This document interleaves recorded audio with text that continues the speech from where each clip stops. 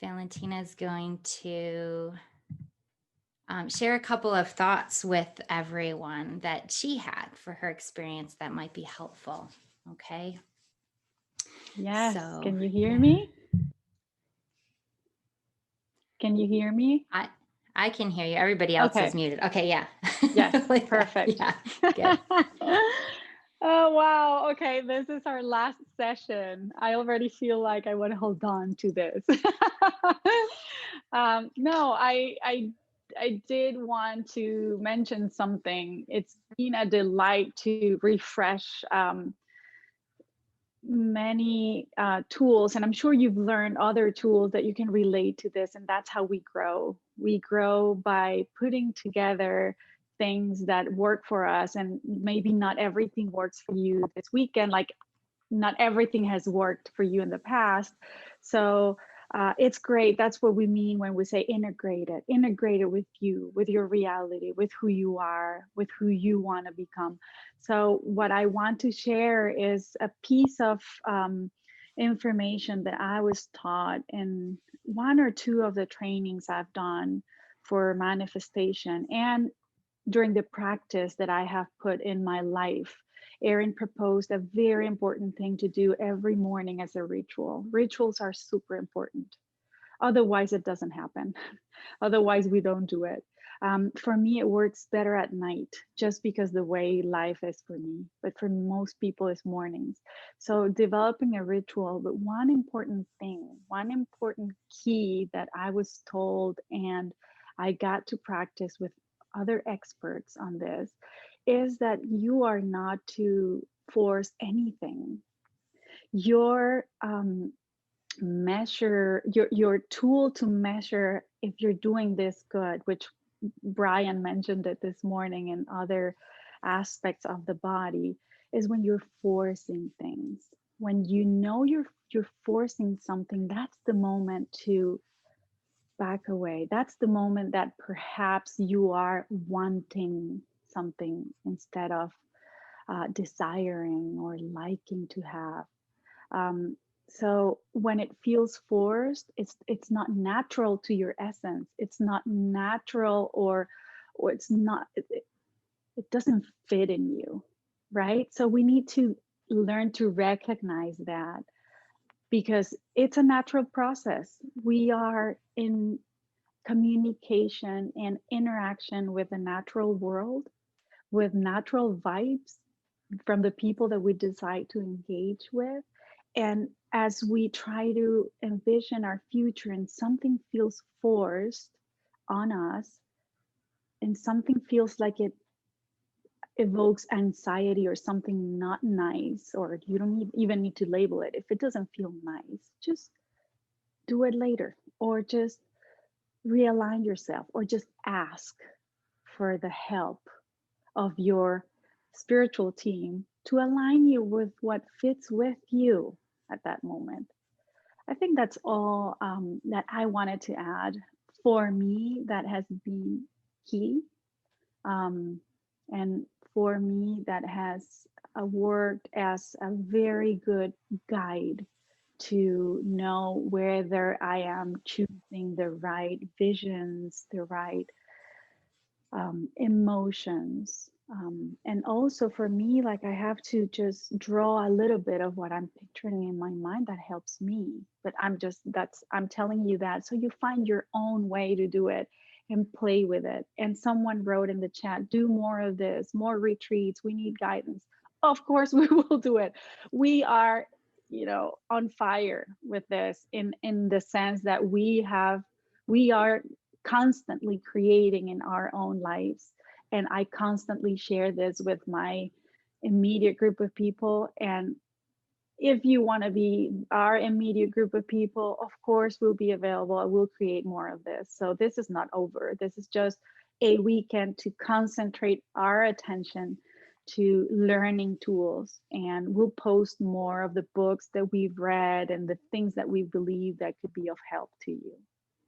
So we are open for questions. This is the time to, anything is okay to be asked. This is a safe place. No question is stupid. No question is wrong. So please ask away.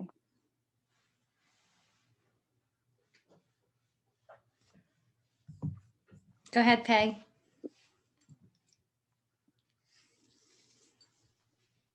Hi there. Hi. So I have a question about the meditations.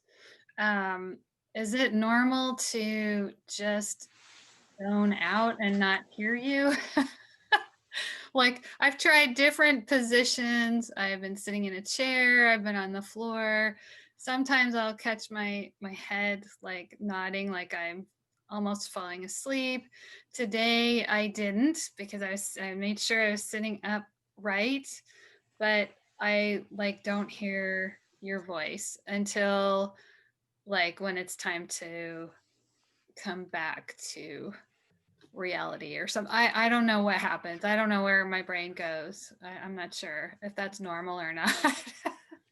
It is normal. It's what your body and your mind needs.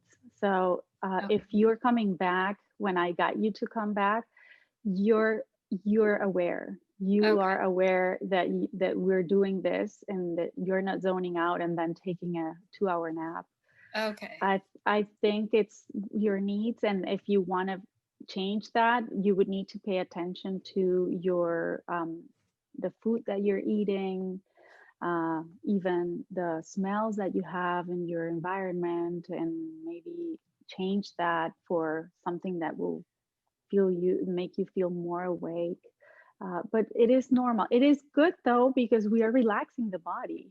That's the purpose. You are relaxing the body in order to allow for the subconscious mind to be shown, to be noticed, and the conscious mind goes away. But we are also used to using our conscious mind that when we set it aside, we feel the message is fall asleep, go to sleep. So it's normal. That's totally normal. I'm sorry you missed part of it, but I know. everything's recorded. Okay. So try different things for you. It may work. The food, I may suggest, a full Yeah. stomach is not something good, or any type of food that may be making you more sleepy. It's cozy. It's probably cold out there, so that maybe it's a signal that your brain's getting it's time to zone out. It's time to check out. So it's just realigning that. Okay. Thank you for asking that. You. It's normal. It's happened to me many times. Okay. Thanks.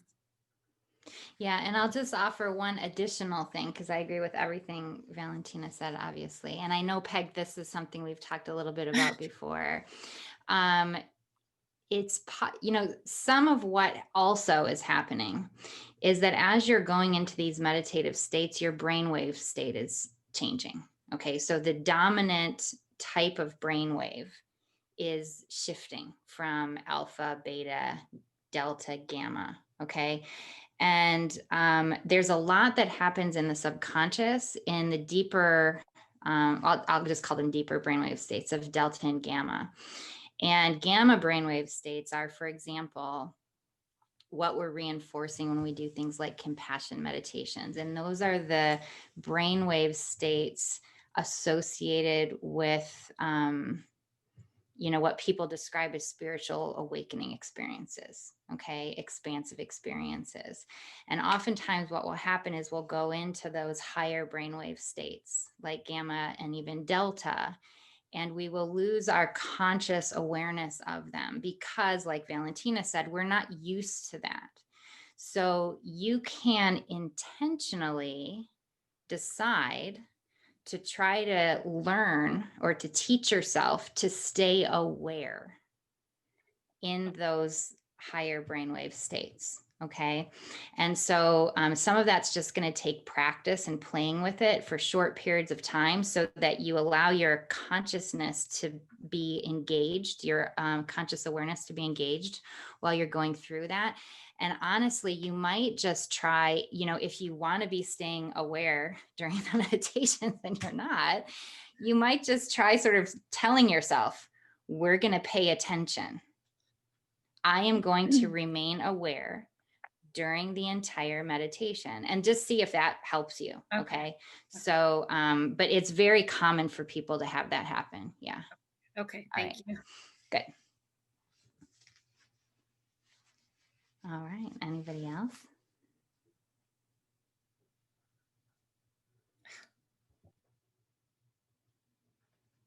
And again, if you're shy, you can type it in. Oh, the chat is, sorry. Okay, no questions. Yeah, Sandy and Tammy, that happens too. I know we've had that, especially when we do the long max meditations, right? Yeah. Okay. Oh, go Catherine. ahead. Yeah, go ahead. I have both a simple and a bigger question. So the simple one is, I think somewhere either when we were doing yoga or one of the meditations, you talked about having, it sounded like we should be sitting higher than our feet. Was I right that I heard that? Because if you're sitting in lotus position, your butt is not higher than your feet. So should you always be sitting on a cushion? And if so, why? Or am I just making this whole story up about what I think I heard? No, you heard that right. The idea is really to have your butt higher than your knees. Yes, if you're in lotus, your feet would be at the level of your bottom, right? Or a little higher even. But the knees, and that the purpose for that is just balance.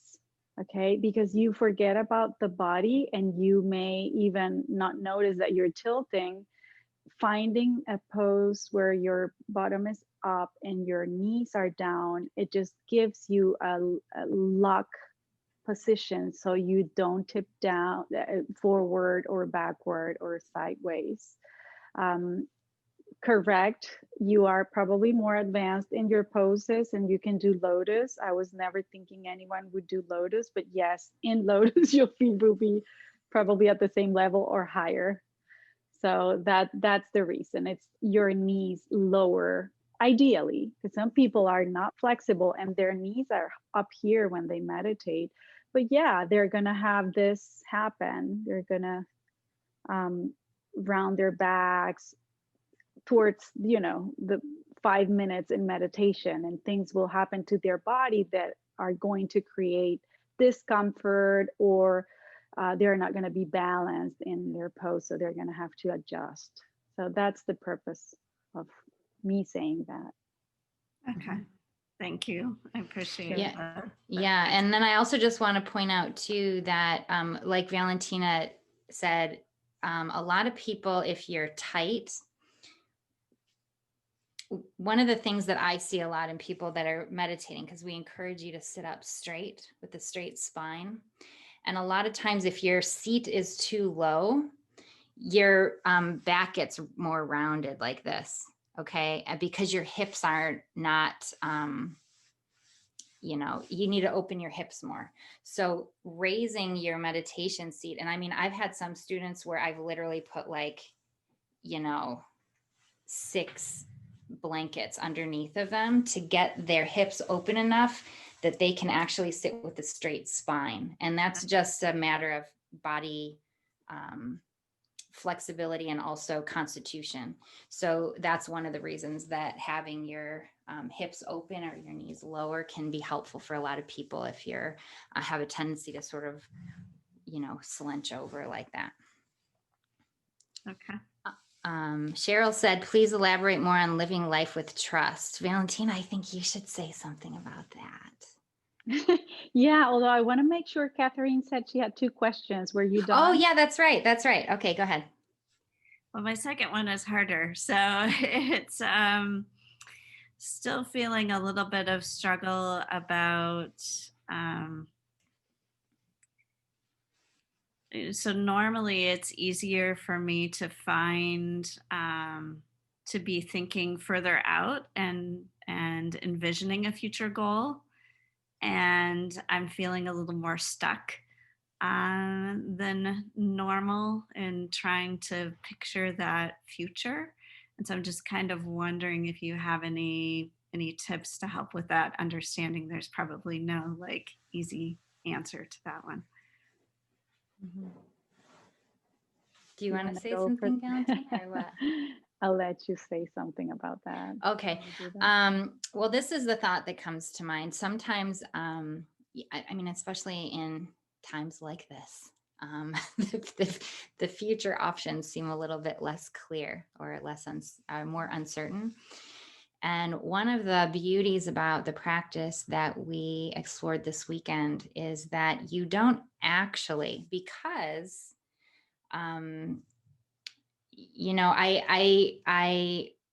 proposed for consideration the idea that the scenario or the exact details of your future vision really are something that you're trying for because you are desiring a feeling. Okay, there's a feeling. So what you can do quite literally is just connect with the feeling and embody the feeling. And then, I mean, I don't know what your relationship is with your spiritual team and all that kind of stuff, but a lot of times if I feel uncertain, I'll just connect with the feeling and I'll say, show me, just show me. And then you have to watch, and pay attention to what comes to you. Sometimes it's a thought when you're brushing your teeth in the morning, like that's what happened to me. And I'm like, wait, I gotta go write it down. Okay. Sometimes you're driving on the road and you see some words on a billboard that trigger you, or a license plate, or a stranger in the grocery store says something, okay, that seems meaningful. If you sit in meditation and you can just receive and just ask for that. But really, you don't have to know exactly what it is that you're moving towards if you focus on the feeling. And if we were able to really exist in that space, I think that would be a beautiful way for us to all live our lives, right? I think ideally we maybe will get to that point. That maybe is the goal, that we can just be content in the present moment and embody a sense of serenity and trust. Okay, trust that the world will take care of us and that we'll be guided where we need to go and that we'll know what to do when we get there, and hold the feeling of the life we want to be living and make that now our present moment. And then we just move forward. So I would say that's maybe an optimal opportunity for you to play with what's the experience like for you to just get in touch with, how do I want to feel in my life? How do I engage with that feeling now and live as if? And then just move through your world that way. I mean, it might actually be easier for you, quite honestly, if you don't have a lot of expectations, because the expectations are what trip us up, right? This is what we do in our mind. Like I have this idea of like, so I'll give you an example. I want a new job. Okay. So then I have an idea of what the job is, how I apply for the job, who I need to talk to. I have this whole elaborate agenda that I've been trained and conditioned to pursue. Okay.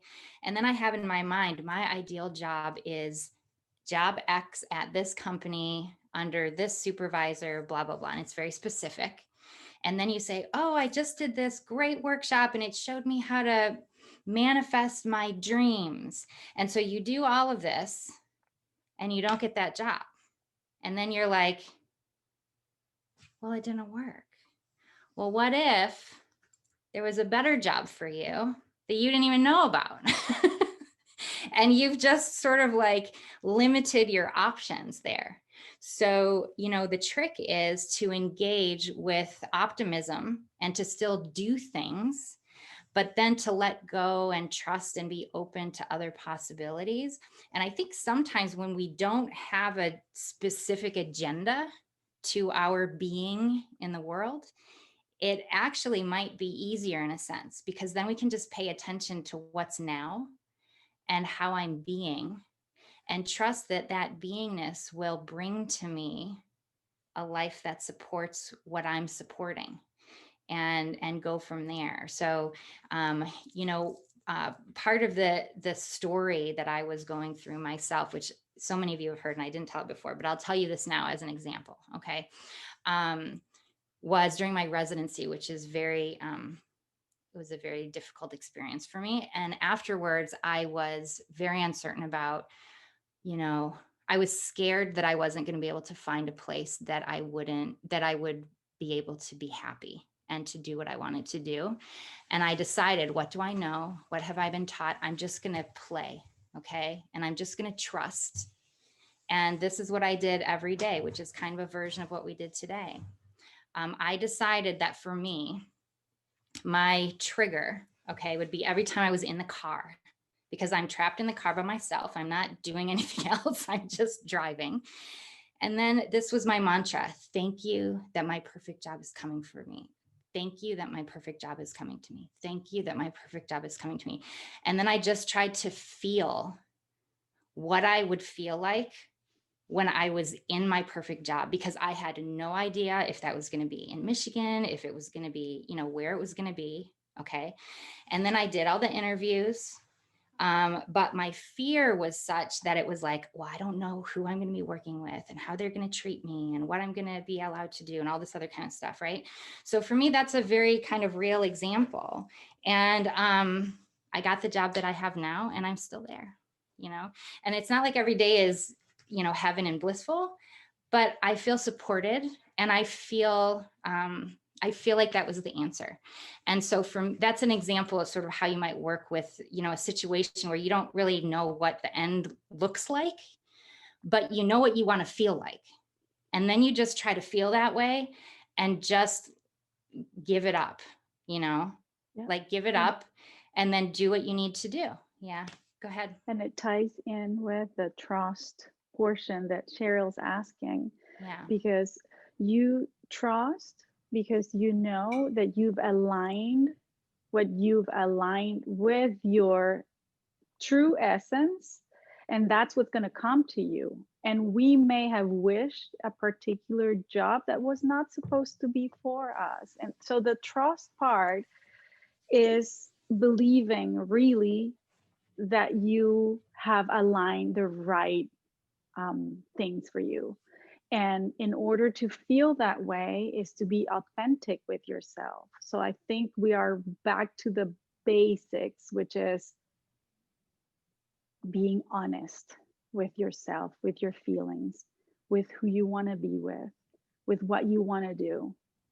And being authentic with that is what aligns you with the right people, the right experience, not the right, because there's no right or wrong, but the experiences and people that are aligned with that. And I love that example of the guitar string. That for me is just amazing how one guitar here, if you touch one of the strings, the same string on the other guitar across the room will vibrate, because they're aligned, they have the same vibration, and that's how our life evolves.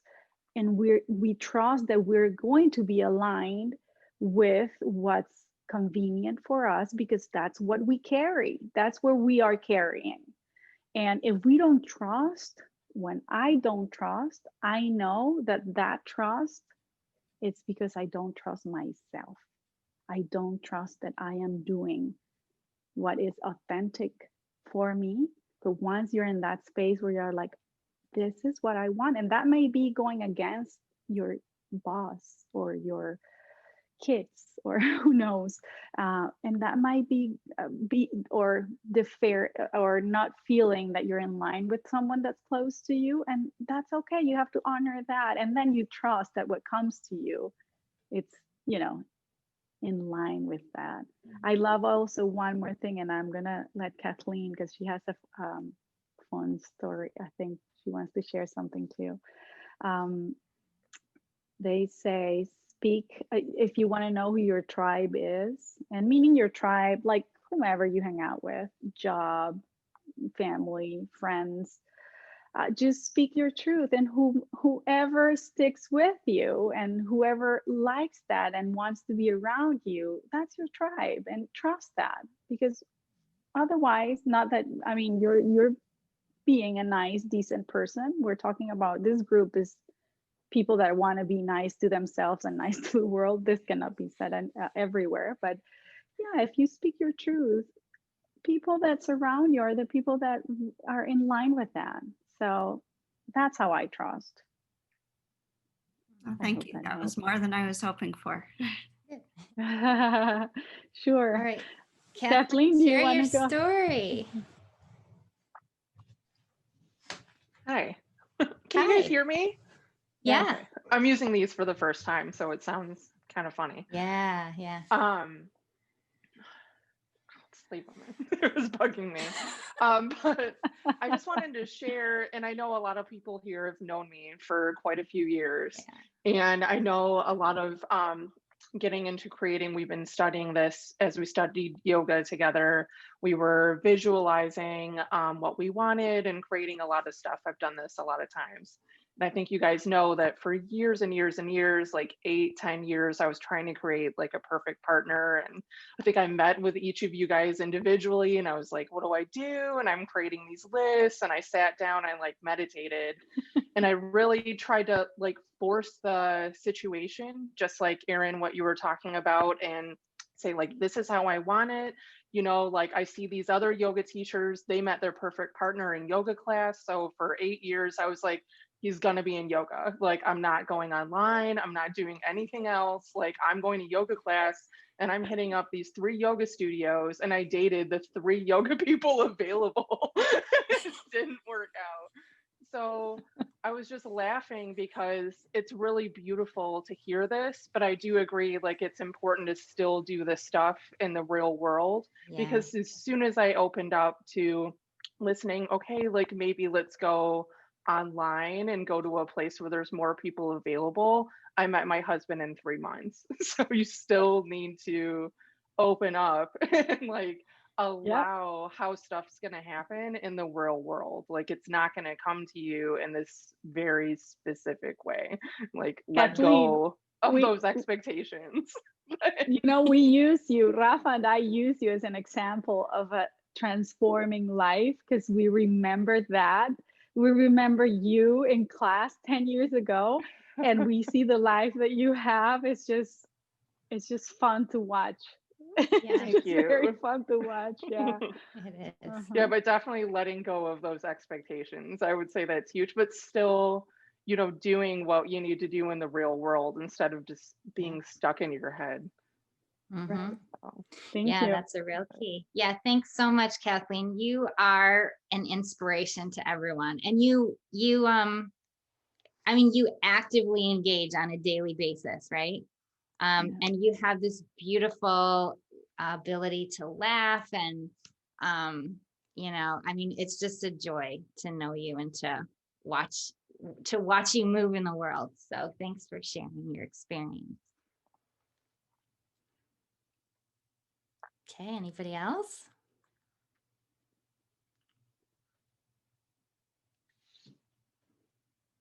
You all are doing good. Are you feeling okay? Like, are you feeling like, how are you feeling?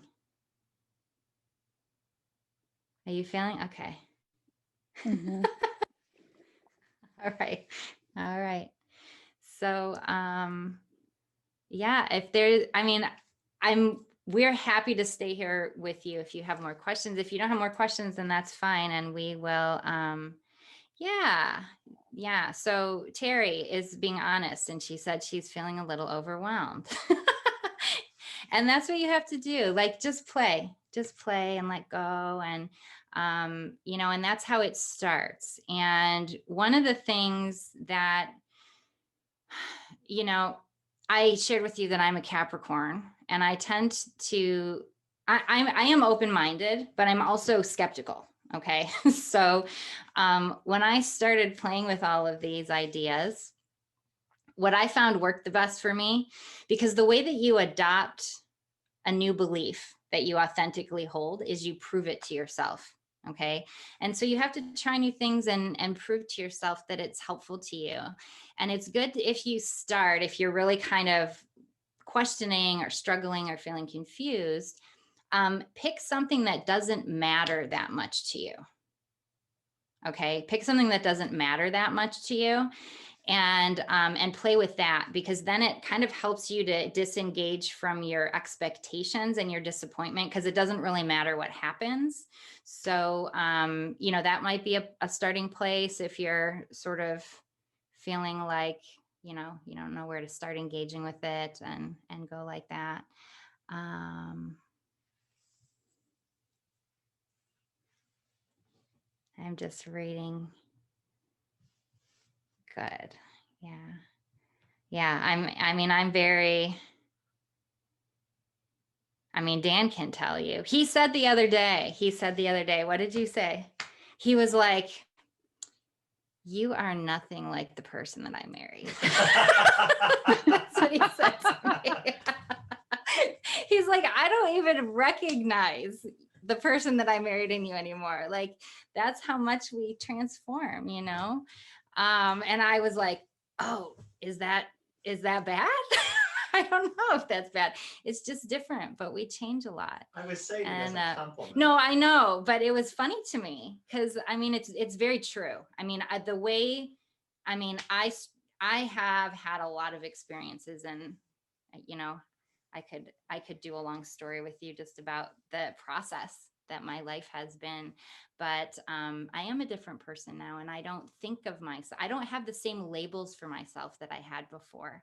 And so I can very confidently tell you that it is possible to become more content, happier, less anxious, less depressed, all of those things. Okay.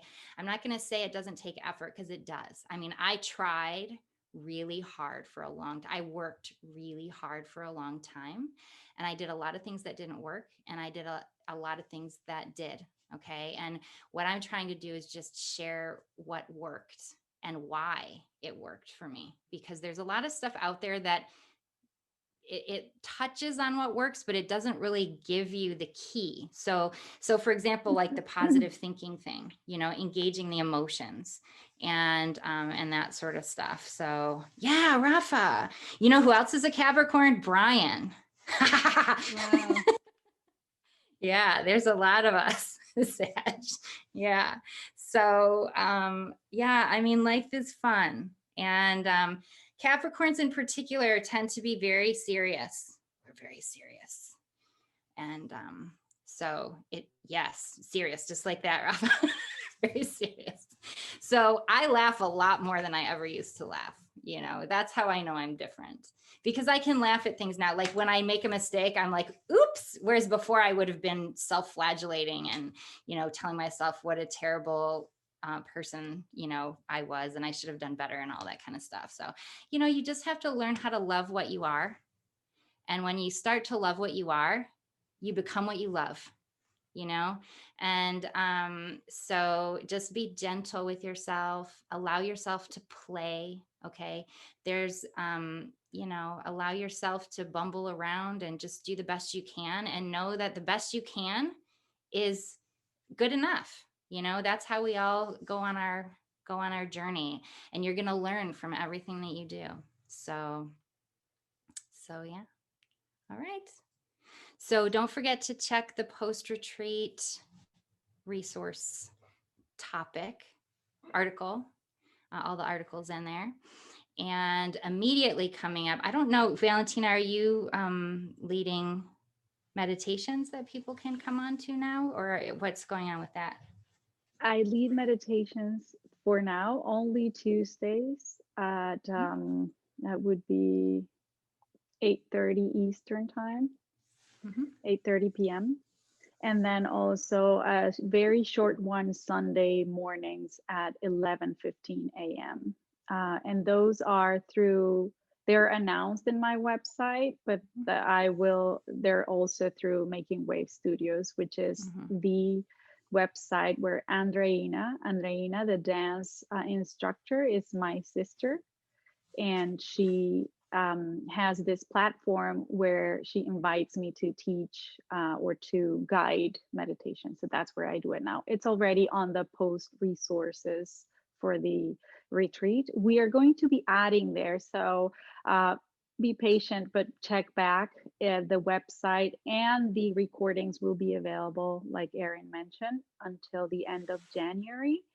And there's not a hard deadline really, but we want to be able to take them down so we don't have to renew membership unless we're doing more retreats and this grows and we have a monthly membership forever. And then, but that's up to, you know, the interest of everyone and the word of mouth. So we're going to be creating more things, and hopefully we can always have them up and we don't have to put them down ever, right? Yeah. Yeah. So just let us know what you'd like. For veterinarians, I'll post the link to the MetaPets Veterinarian Wellness Network Wellness Masterclass #1, which we're going to be doing meta meditation. And that's going to be helping you create a daily practice that would support really a lot of what we're doing here. So if you want to embark on that journey with some fellow colleagues that are going through similar experiences as you, I will put a link for that on the post-retreat resources. And then, you know, I'm always doing different things through Divine Powerhouse, which is, I think, where a lot of the rest of you found out about this. I often will do guided meditations, we'll do individual events, and different things like that. So just make sure you're on the mailing list if you want to be involved with that. If you have an authentic interest in doing basically the meta meditation masterclass that I'm doing for veterinarians, it's 7 weeks. It's Sunday, Thursday events. You would do a daily practice to help you create new wellness habits. And then that goes for 7 weeks. And so if you're interested in doing something like that, then let me know, and then I'll, you know to think about that. Okay. That's it. Great. All right. You guys have been amazing. Thanks for hanging in there and, participating and contributing to our experience. And again, I'm going to open the chat. There's a chat function, a community chat on the website.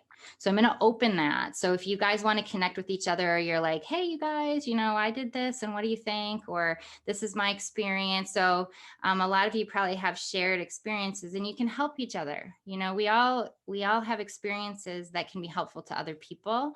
So, it's not really helpful to tell other people what to do, but you can share your experiences and maybe your stories, like Kathleen shared, would help other people or inspire each other and give us ideas for things to do. All right. All right. Bye. Bye, everyone. Thank you.